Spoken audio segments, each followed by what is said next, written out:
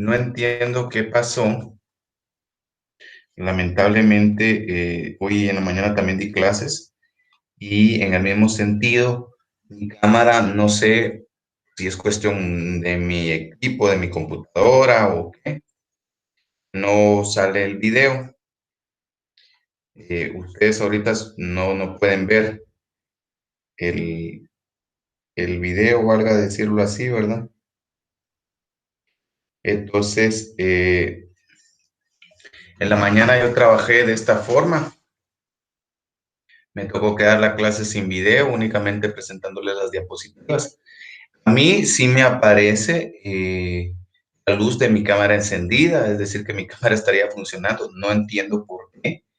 No sale el video acá con ustedes, no sé cuál es la razón.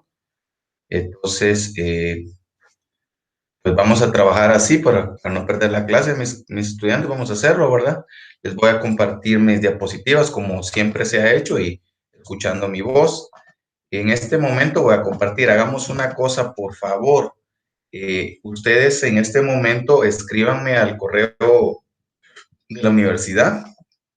Aquí está compartiendo. Y díganme si efectivamente ven las diapositivas, que es lo que yo quiero saber. Uno, dos alumnos, háganme favor ahorita, en este momento, de confirmarme, ¿verdad? Por favor, confírmenme de que están viendo las diapositivas para que pueda dar la clase, aunque sea de esta manera, ¿verdad? Ahí está ya la presentación colocada. Escríbame al correo, porfa, alumnos, háganme la campaña ahorita en este momento. Métanse al correo ahí de la U, escríbanme, porque sí, definitivamente, el video, no, no sé por qué no funciona, porque como les repito, mi cámara sí me aparece en teoría que me está funcionando, ¿verdad?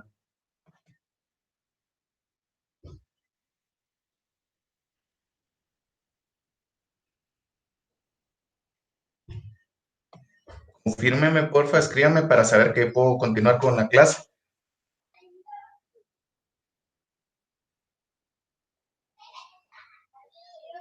Porque confírmeme, escríbeme, sí, ok. Aquí está entrando. Sandra, muchas gracias. Gracias, Sandra, muy amable. Entonces, sí se ven las diapositivas y escuchan mi voz, ¿verdad? No, a mí no me ven, pero eso es lo que yo necesitaba, que se vean las diapositivas. Ok, sí se ven las diapositivas. Laura Pérez, muy fina. Entonces, repito, ¿verdad? Se ven las diapositivas y escuchan mi voz. Creo que vamos a tener que trabajar así. Insisto, compañeros, yo les digo, en mi laptop, frente a mí la cámara está funcionando en teoría, ¿verdad? Como esta que prende una pequeña lucecita para indicarme que me está filmando, pero aparezco, pero la presentación sí se ve, así que vamos a trabajar, no vamos a perder nuestro tiempo, ¿verdad? Entonces, muchas gracias por confirmarme, compañeros. Entonces, escuchan mi voz y la diapositiva se ve, ¿verdad? Ahí está, sí, una compañera me mandó una captura cabalmente, ¿verdad? Sí, ahí se ve que no me ven, dijo aquel, pero la diapositiva sí se ve. Entonces, vamos a trabajar, compañero, vamos a trabajar en esta oportunidad de esta forma, ¿verdad? Entonces, no sé en qué consistirá, espero que esto pueda solucionarse, ¿verdad? En una próxima clase, pero bueno, vamos a cumplir con esta clase, vamos a cumplir con nuestro horario. Bienvenidos, ¿verdad? Bienvenidos, para empezar, bienvenidos nuevamente acá con su servidor, licenciado Abner Juárez. Les saludo con mucho gusto en este sábado. Gracias por permitirme, como siempre les digo, llegar hasta sus hogares, hasta sus labores y por estar acompañándome acá, el esfuerzo que están haciendo tanto ustedes como yo acá estar impartiendo esta docencia virtual en esta nueva realidad. Muchísimas gracias. Compañeros, se acerca ya nuestro primer examen. Ojo, instrucciones sencillas, varios me han preguntado si hay algún material extra, si hay algún contenido extra. Mis queridos alumnos, no se me preocupen, no se me traumaticen.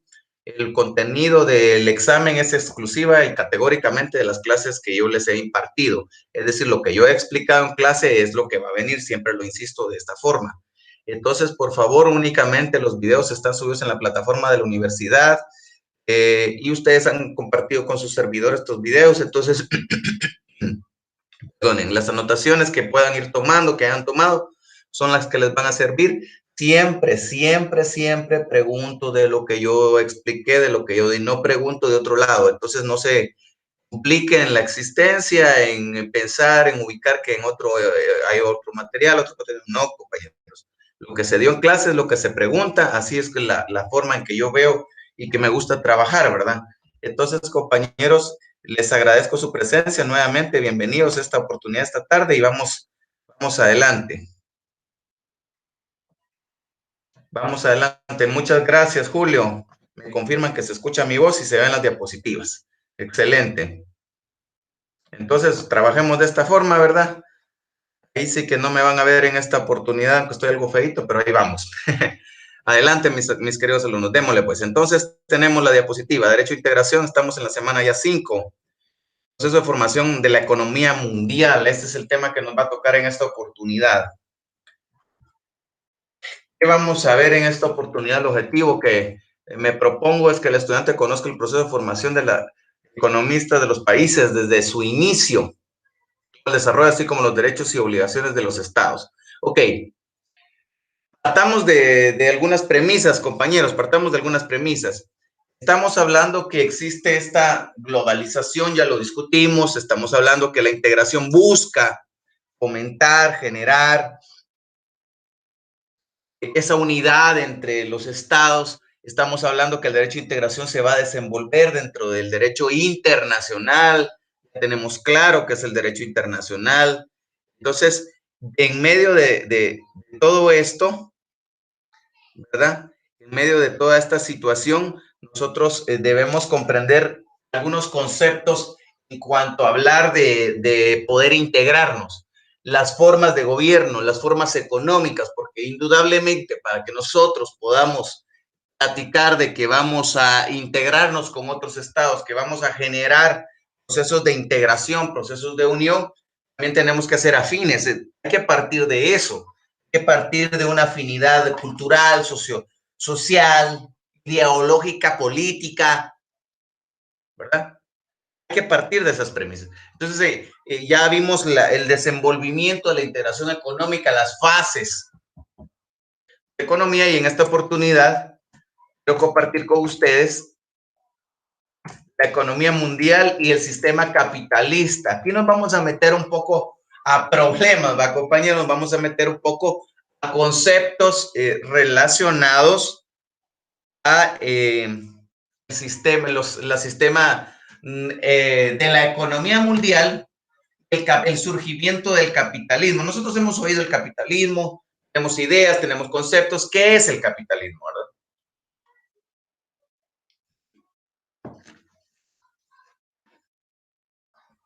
Capitalismo, el sistema capitalista comenzó en Inglaterra luego de un proceso de profundos cambios sociales y económicos que conllevaron la modificación de los sistemas de producción y de las relaciones sociales, no solo en las ciudades, sino también en el campo. Vamos a ver una parte histórica, ¿verdad? Y vamos a ver una parte de definición. Históricamente, los dos grandes sistemas económicos que han gobernado a nivel mundial, nosotros sabemos el capitalismo y el socialismo en su momento, que todavía quedan resabios del socialismo, que son sistemas los cuales generan dentro del Estado la forma de manejar el capital, el comercio, y esto se proyecta a nivel mundial, el comercio mundial. Entonces, en ese orden de ideas, surge el capitalismo, ¿verdad? El capitalismo es un sistema económico que parte de la premisa en Inglaterra de evolucionar, dar el salto evolutivo de ser un estado, un estado netamente agrícola, a iniciar procesos que surgen con el desarrollo de la humanidad, el entrar en la industria, compañeros. El entrar en la industria, el entrar en estos aspectos de la modernidad. Parte en Inglaterra y nosotros sabemos que esto pues perdura hasta el día de hoy. Nos encontramos nosotros dentro de un sistema capitalista, ¿verdad?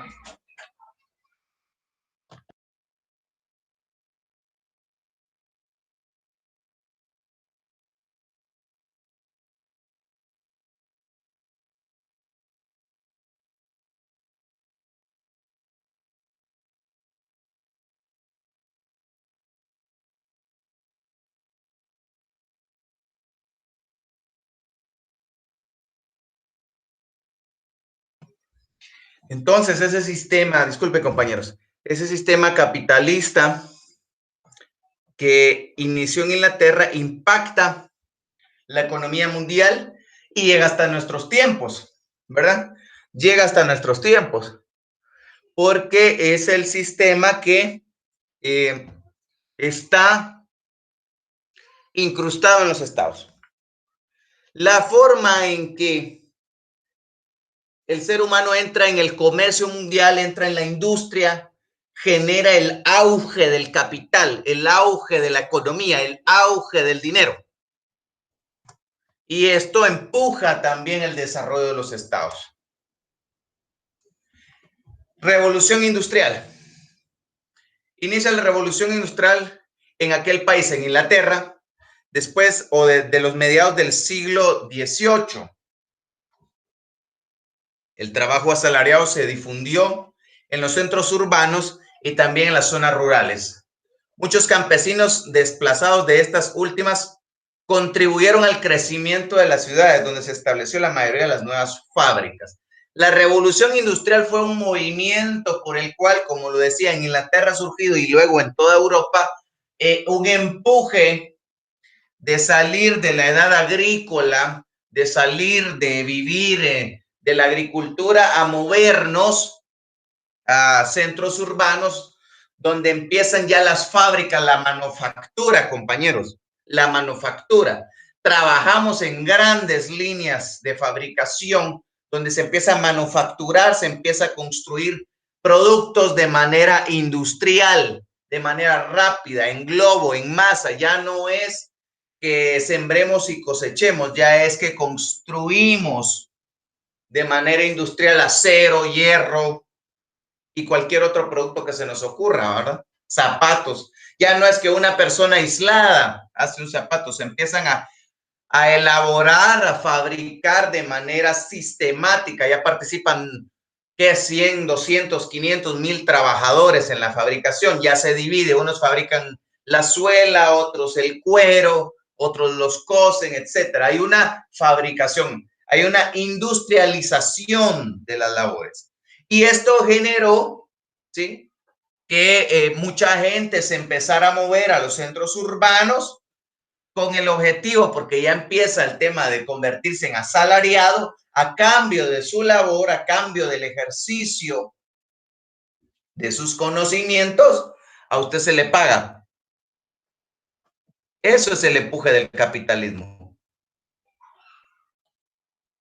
Ese empuje evolutivo que persiste al día de hoy. No sé si ustedes consideran que persiste.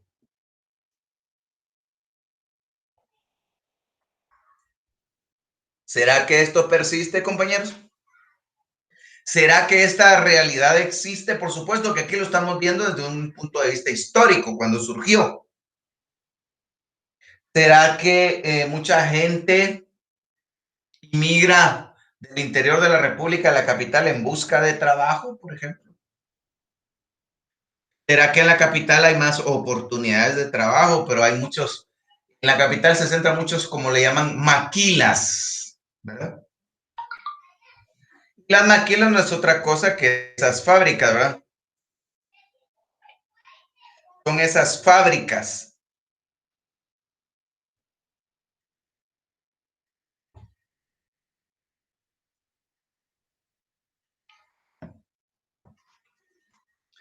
¿Será, mis queridos alumnos, que esto existe el día de hoy? Dejo esa pregunta en el aire, ¿verdad? Y para que ustedes la analicen. Avancemos un poquito más. El capitalismo fue un nuevo sistema de organización económico-social que dio origen a una nueva organización de trabajo, el trabajo fabril, y un nuevo tipo de trabajador, el obrero industrial. El trabajo fabril hace referencia al trabajo en fábrica, ¿va? Y el obrero industrial, el obrero que ya era un obrero, un trabajador dentro del aspecto de la industria, ¿va? El capitalismo originó dos clases sociales enfrentadas, la burguesía y la clase obrera. ¿Será, compañeros, que estas existen al día de hoy? Esa es mi duda.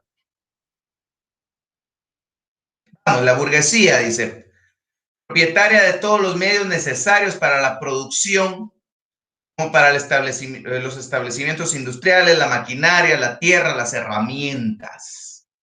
La clase obrera, compuesta por trabajadores sin tierras ni herramientas para producir los bienes necesarios para satisfacer sus necesidades básicas. Para poder subsistir, debieron vender su fuerza de trabajo.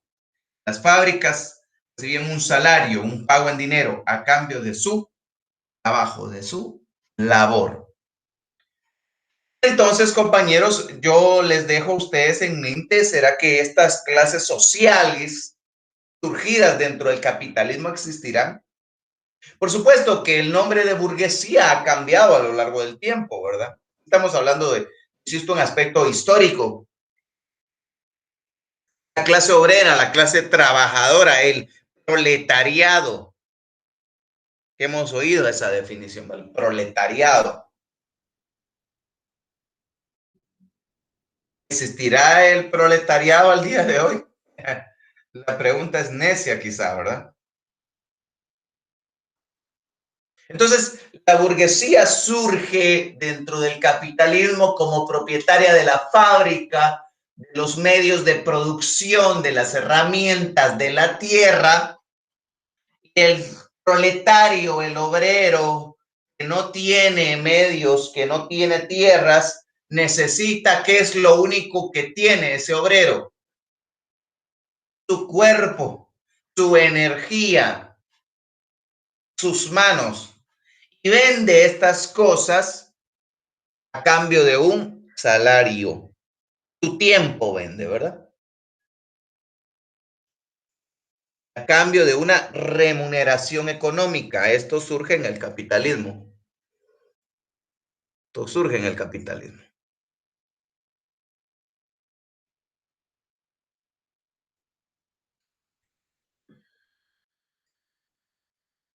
¿Será, queridos alumnos, que esto existe al día de hoy?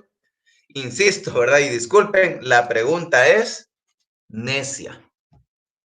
Inclusive tenemos claro que la clase obrera, la clase trabajadora constituye la gran parte de la sociedad, del pueblo. Ahora, observemos algo más. Aquí decimos que se encontraban enfrentadas. Y fíjense que he tenido la oportunidad de dar derecho laboral y cuando explico esta parte, siempre me gusta indicarles algo. ¿Por qué están enfrentadas, compañeros? ¿Por qué yo les afirmo que estas clases sociales se encuentran enfrentadas? Porque tienen intereses opuestos, fíjense pues. Eso es lo interesante. Los intereses son totalmente contrarios. ¿Por qué yo digo contrarios? Porque recuérdense que el burgués, voy a usar la expresión histórica que aquí tenemos, pretende ganar más, hacer producir a su fábrica en mayor cantidad, porque esto le permitirá adquirir mayor riqueza.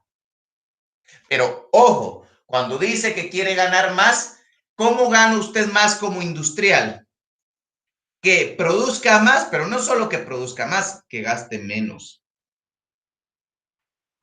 Cuando usted un producto lo produce en mayor volumen y le cuesta menos producirlo, usted obviamente gana mucho más.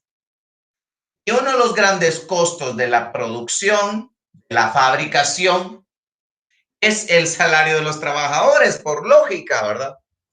Cuando usted produce vehículos, todos esos trabajadores en la línea de ensamblaje y el salario que devengan es uno de los gastos, si no el gasto más fuerte, lo más caro para producir el vehículo.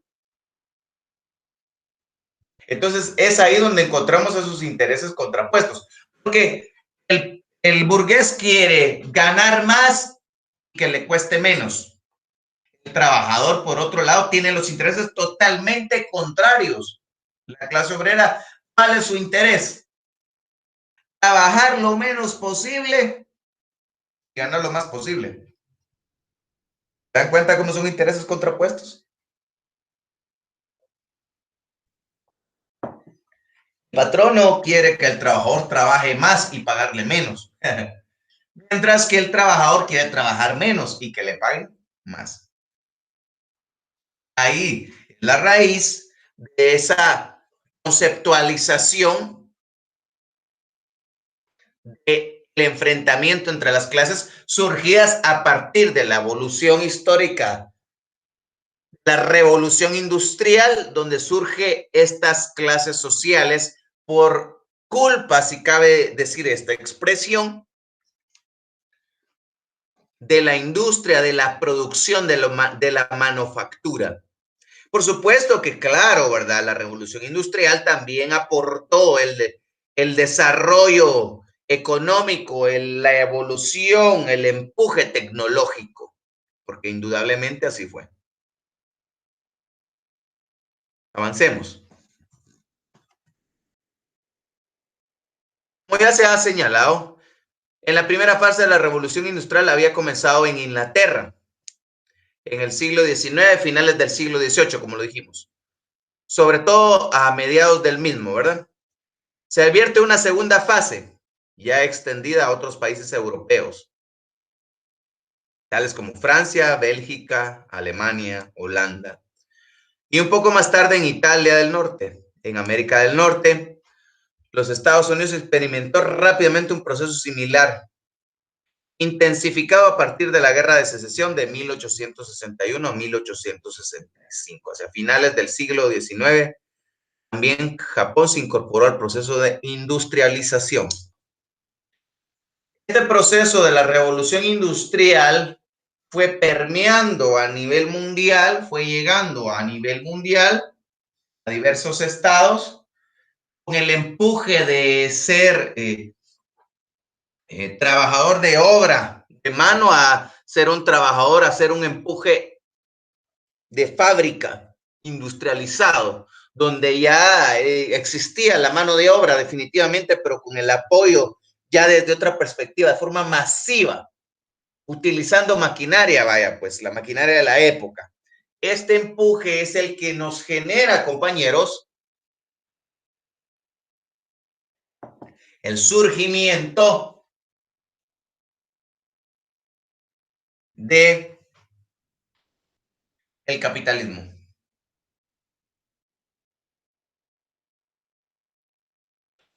La unificación del mundo y la división internacional del trabajo del progreso tecnológico durante el siglo XIX llevó un gran desarrollo de los medios de transporte, comunicación, ferrocarriles, navegación a vapor, telégrafos, teléfonos, lo que hizo posible un amplio y rápido crecimiento del comercio mundial.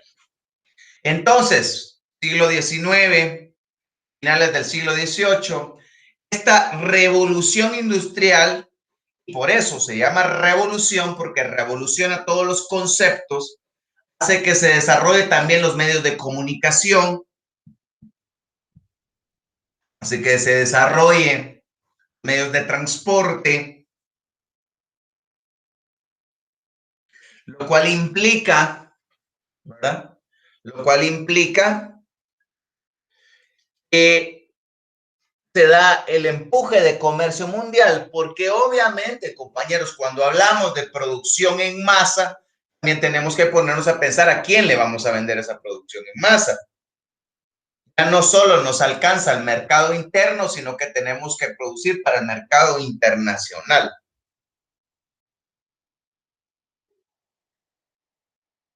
Esa cuenta entonces es que ya entramos al comercio mundial, lo que hablaba, los procesos de globalización. Entonces los países, las naciones se van quedando en esta forma de industria, van aceptando estos mecanismos de producción y los van introduciendo al comercio mundial, que lleva implícito, ya lo analizamos, ya lo dijimos, la integración. Porque uno de los principales, si no el principal empuje de la integración es el carácter, como lo hemos repetido, económico, compañeros. El carácter económico.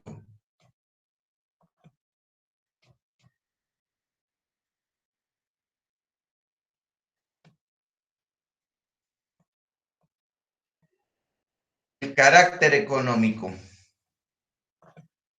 Entonces, ese carácter económico es el que genera la búsqueda de la integración y que se dio a través de este empuje. Navegación, telégrafo, las comunicaciones, los teléfonos con evolución mucho más adelante, ¿verdad? Todo esto se empezó a dar. Entramos al siguiente tema. La crisis del sistema capitalista. La economía mundial, el sistema capitalista, y lo vamos a leer, la economía capitalista no mantiene siempre un estado de equilibrio. Por el contrario, se producen en ella fluctuaciones llamadas ciclos. Dichos ciclos representan periodos de altas y bajas en el sistema de funcionamiento del capitalismo.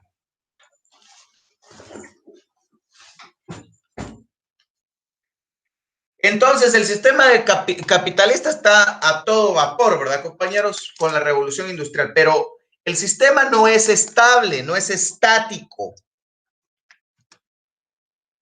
No es estático, tiene ciclos. Los vamos a ver.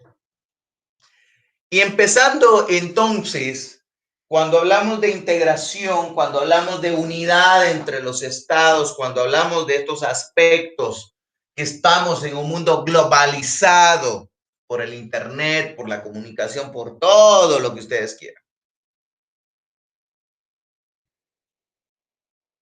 Se dan los ciclos dentro del sistema. Ciclos que afectan la economía mundial, ciclos que afectan a los individuos que vivimos bajo los sistemas capitalistas. Un ciclo económico consta de 4 fases. El ciclo tiene 4 fases. La crisis. Se acumulan mercaderías sin vender. Se reduce la producción, disminuyen las ganancias, bajan las cotizaciones de las acciones, se producen quiebras de las empresas. La primera fase, crisis. Hay productos, pero no hay quien los compre. No, por consiguiente, dejamos de producir, baja la producción de los productos determinados, de las mercancías determinadas. El valor de las empresas baja, las empresas quiebran. Crisis. Una crisis mundial. Por ahí empezamos a pensar en la bolsa de valores, ¿verdad, compañeros? Segunda fase del ciclo, la depresión. Se mantienen las dificultades para vender la producción y obtener ganancias. Esta ya es una fase, un periodo de tiempo pasivo, donde ya lo peor, la crisis ya se dio, entonces estamos en depresión, dice. Periodo de tiempo donde tampoco se logra estabilizar el mercado está muy duro, no se logra vender productos, no se logra producir ganancias o cuesta mucho.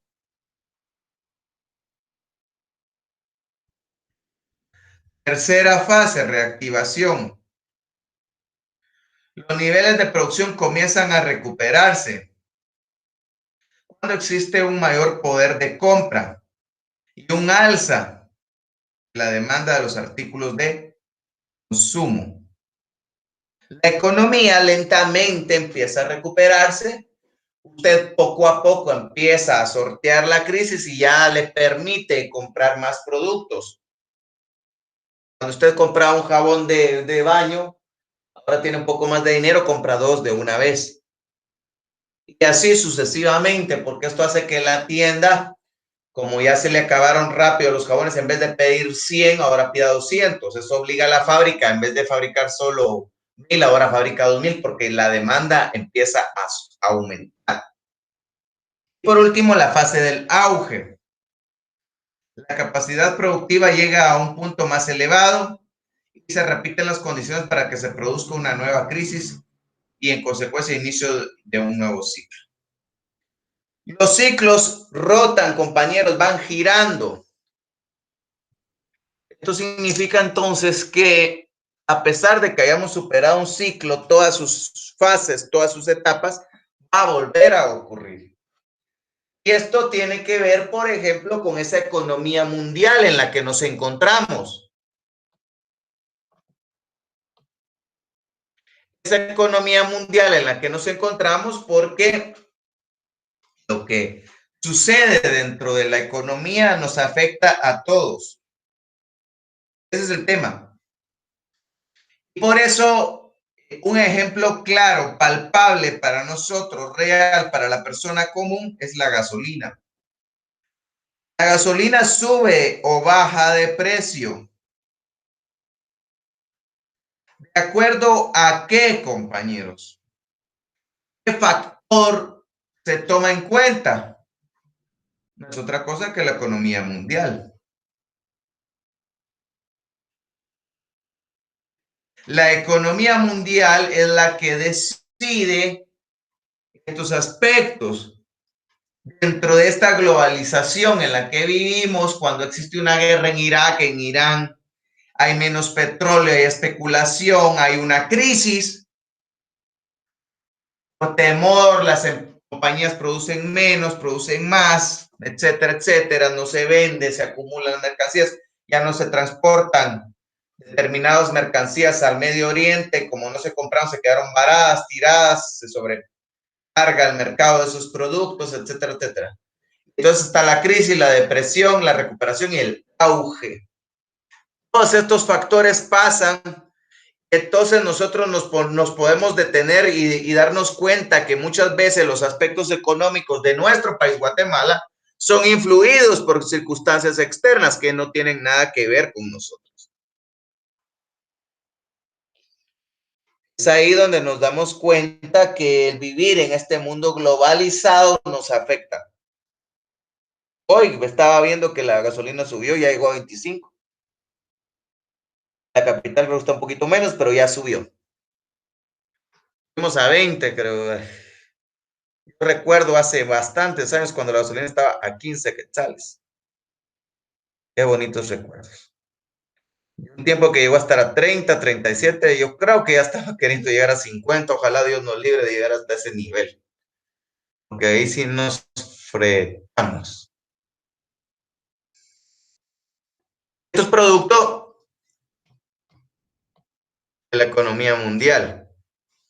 De estas fases que el sistema capitalista no controla. Ahora, quiero señalar algo importante. En el sistema capitalista no hay un control estatal, el Estado no lo decide. Se da conforme a sus propios ciclos. Ningún presidente puede decidir sobre esto. Esto funciona de acuerdo al cómo se desenvuelve la economía mundial. Entonces, si nuestro quetzal está muy bien valorado frente al dólar, eso es no solo porque esté un determinado no presidente, aunque influye un poquito, pero no tiene que ver. Eso es de acuerdo a la economía mundial. Entonces, por ejemplo, la crisis venezolana, cuando el presidente de Venezuela dice, señores, nuestro que Bolívar como moneda nacional ahora vale Dios mío, no sé, 100,000 por $1, le vamos a quitar un cero. Ya no va a ser 100,000, va a ser 10,000 por $1. Por decreto se le quita un cero. Él hace un año, creo, o dos, hablaba eso, que había encontrado una fórmula matemática y explicaba, me pareció bastante gracioso, que decía cero mata cero. La solución a la crisis y a la devaluación de su nación era quitarle un cero por decreto al billete. Bonito, ¿verdad? Qué bonito. Como que el presidente al día de hoy, por decreto, dijera los billetes de 100 le vamos a agregar un cero, ahora van a valer 1,000. Eso no depende de un presidente, depende de la economía mundial. Y eso es el riesgo de vivir también bajo el capitalismo, de los ciclos, la forma en que empuja, estira y encoge.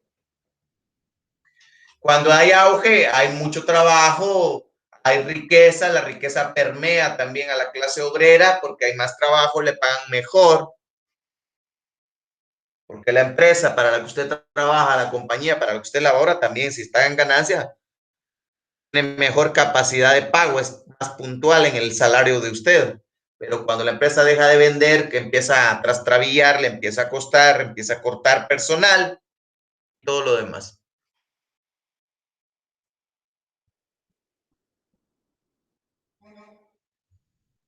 Pues ante esas circunstancias tenemos estas cuatro fases. Avancemos un poquito más, compañeros.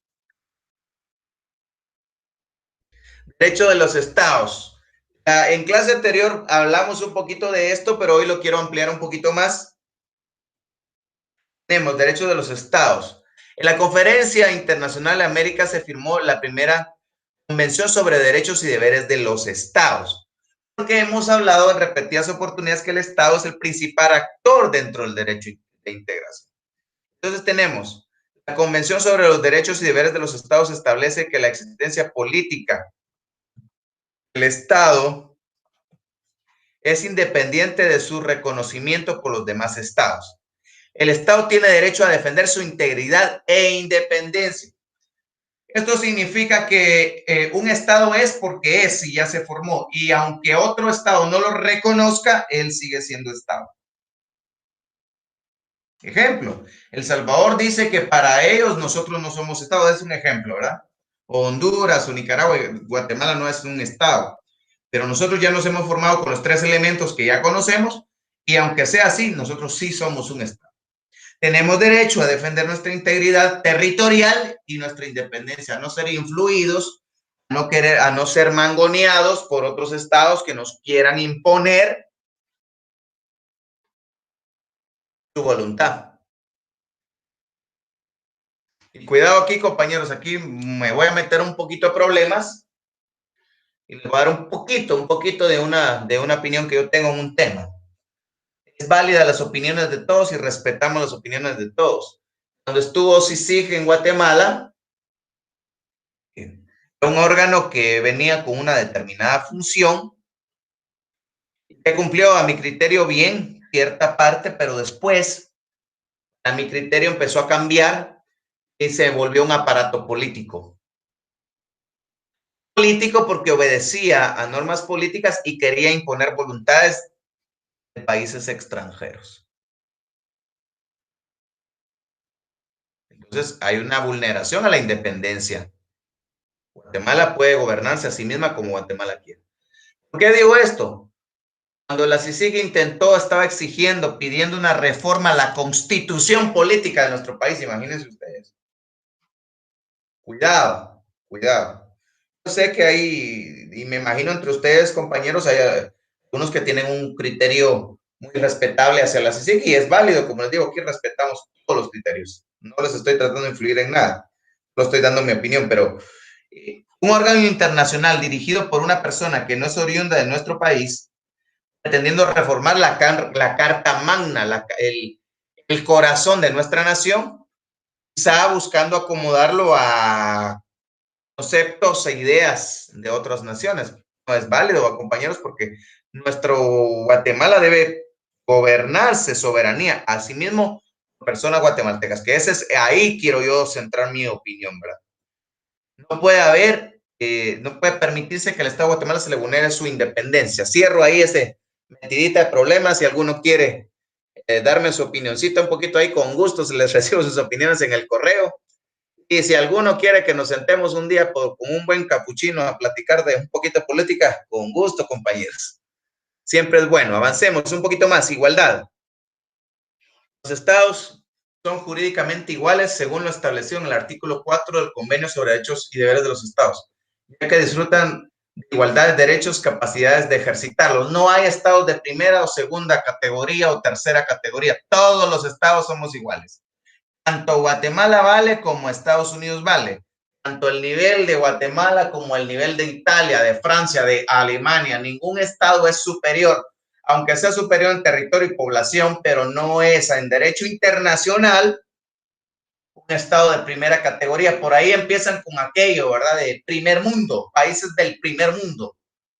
Nosotros somos tercer mundo, ¿verdad? No existe eso en derecho internacional. Todos los estados son iguales. Entonces, cuidado, quitémonos esa venda de los ojos, ¿verdad? Quitémonos esos malos conceptos. No somos menos que nadie, mis queridos alumnos. Ok, estamos terminando.